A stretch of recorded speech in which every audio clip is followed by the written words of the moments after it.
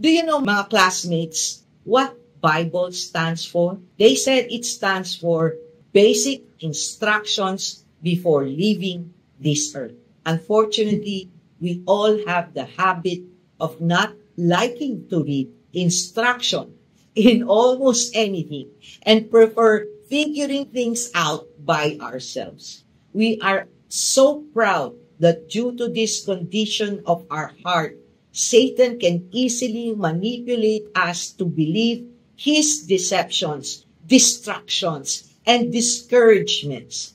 In my church, mga classmates, there was a time when it was discussed how much more willing we are to accept the trend as truth rather than the truth from God. For example, the trend is love is all-inclusive. Seek everybody's approval.